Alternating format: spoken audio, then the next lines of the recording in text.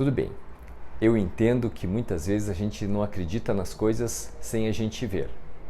Santo Tomé passou por isso também, compreensível.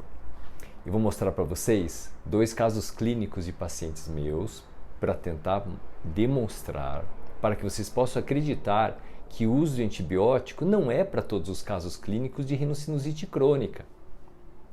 Nesse primeiro caso, observe essa imagem da videonasoscopia nesse paciente. Observe que mesmo na doença existe a beleza da natureza. Veja que a secreção ela fica circulando dentro do seio esfenoidal. Esse paciente tem queixa de gotejamento posterior, porque volta e meia um pouco dessa secreção acaba saindo do seio e ele acaba deglutindo. É um desconforto muito grande, porque ele fica engolindo a secreção de vez em quando. Então, observe que a secreção ela fica circulando dentro do seio e somente a cirurgia endoscópica, com a abertura maior desse seio maxilar, vai fazer com que o ar circule dentro desse seio esfenoidal e essa secreção acabe saindo e o paciente melhora das queixas e dos sintomas dele. Foi isso que eu fiz e o paciente melhorou. Segundo caso, antes. Meu nome é Marco César, sou médico otorrinolaringologista aqui do Hospital Hipo de Curitiba e estou mostrando para vocês, para que vocês tentem acreditar, igual Santo Tomé não acreditava, e que não existe indicação de antibiótico para muitos casos de rinocinusite crônica. Nesse segundo caso, é um médico amigo meu, o Ricardo Amazônico.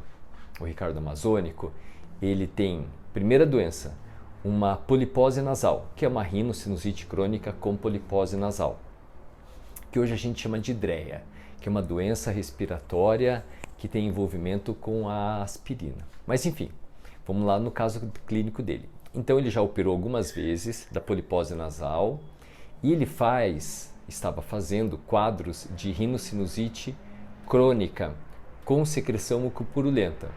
O que ele fazia? Ficava tomando antibiótico. Bem, agora a gente vai ter que parar e pensar um pouquinho.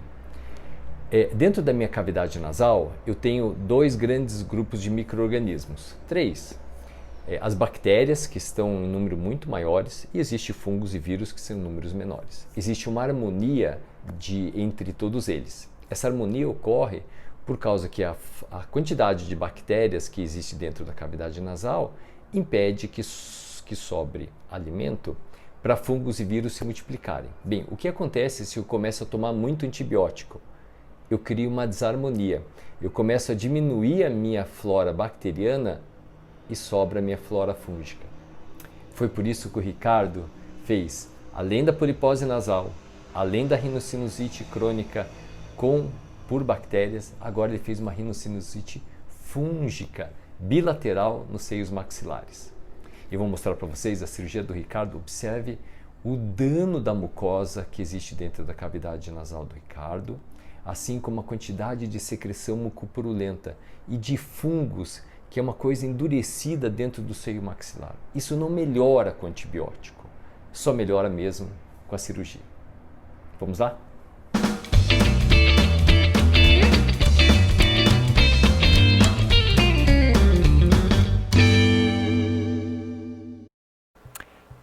Vamos lá. Então, essa é a narina do lado esquerdo do Ricardo. Observe a quantidade de degeneração polipoide que eu tenho dentro da cavidade nasal. Essa é a abertura do seio esfenoidal e essa é a quantidade de pólipo. Olha o pólipo. Esses pólipos, além de ser pólipos da polipose nasal que ele tem de base, esse tipo de pólipo, ele é pólipo de característica inflamatória.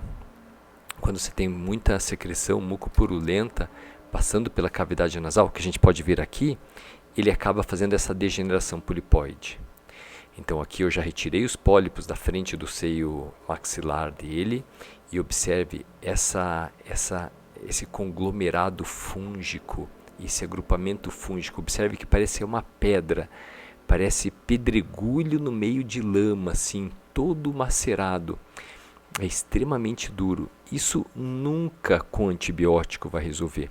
Observe que eu vou retirando os pedaços desse aglomerado fúngico. Isso é fungo, isso é uma rinocinusite fúngica. Por quê? porque os fungos eles se sobressaíram dentro do seio maxilar em virtude que o Ricardo ficava tomando muito antibiótico. Ele, com o uso do antibiótico, ele matou a flora de antibiótico, que é uma flora saprófita, que vive em harmonia com a nossa cavidade nasal e os seios paranasais, e deu oportunidade, então, para esse micro-organismo fúngico, ele se proliferar, ele se organizar, ele chegar a fazer isso. Ele fica empedrado dentro do seio da face. Então, somente a cirurgia mesmo pode fazer com que esse paciente tenha uma melhora clínica dos sinais e dos sintomas dele, porque o antibiótico é para bactérias, não é para fungo. E usar antifúngico via sistêmica, ou seja, tomar antifúngico, ele não resolve para isso, porque esses fungos eles ficam presos dentro de uma cavidade aberta e revestida por ar. Não tem vasos sanguíneos que ficam abordando esses fungos, que você possa fazer um antifúngico via oral para melhorar esse quadro dessa rinocinusite fúngica. Observe o seio maxilar aqui do lado direito, bastante degeneração polipoide. Vou removendo essa degeneração polipoide e vou também desse lado direito tirando todo esse fungo, que você pode ver claramente aqui, ó, esse fungo preso dentro da cavidade do seio maxilar do lado direito. Novamente lembrando que o uso de medicação como corticoide, antibiótico para essas queixas dessas poliposes nasais, eles são extremamente importantes para melhorar os sintomas do paciente, mas de maneira muito pontual e não de uso contínuo, como o Ricardo estava fazendo. Daí você pode fazer essa alteração da microflora da cavidade nasal, desencadeando assim esses conglomerados fúngicos que ficam agregados dentro do seio maxilar, especificamente no caso do Ricardo. Os sintomas dele melhoraram, lógico, depois de toda essa limpeza. Observe como o seio já fica muito mais limpo, a cavidade aberta, aerado. Nitidamente isso aqui vai ficar muito melhor para o Ricardo, conforme os dias de pós-operatório forem passando. E o uso antibiótico vai ficar bem reduzido.